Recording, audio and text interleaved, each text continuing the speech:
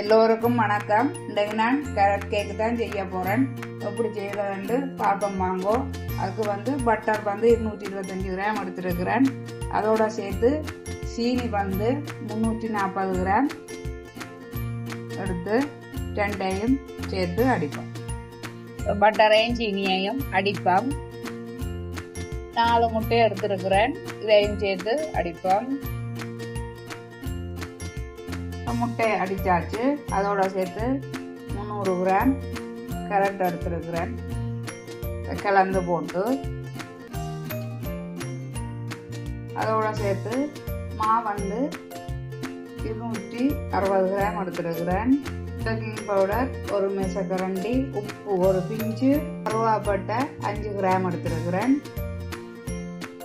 எல்லாத்தையும் கலந்து போட்டு இப்போ நான் வட்டமாக ஒரு ரே எடுத்து வச்சிருக்கிறேன். அதுக்குள்ளே இந்த கேரட் கேக்கு மாவை போட்டு அவனுக்கு வச்சு எடுப்போம். இதை 180 பாகையில் 35 நிமிஷம் வச்சு எடுத்தால் காணும். வச்சுட்டு நான் காட்டுறேன். இப்போ பாருங்க கேக்கு ரெடி ஆகிடுது. இது கொஞ்சம் ஆற விடுவோம். ஆற விட்டுட்டு இதுக்கு ஒரு ஐசிங் போடுவோம். இப்போ கேக்குக்கு ஐசிங் போட்டிருக்குது.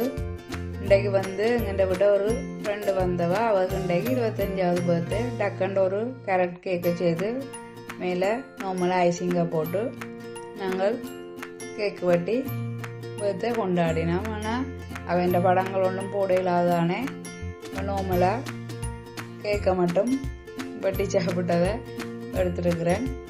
ஓகே, இது சுலபமாக செய்யலாம். கேரட் கேக்கு நீங்களும் சரி சாப்பிட்டு அப்படி இருக்குன்னு லைக் பண்ணுங்க, கமெண்ட் பண்ணுங்க, ஷேர் பண்ணுங்க, மறக்காமல் சப்ஸ்கிரைப் பண்ணுங்க. நன்றி, வணக்கம்.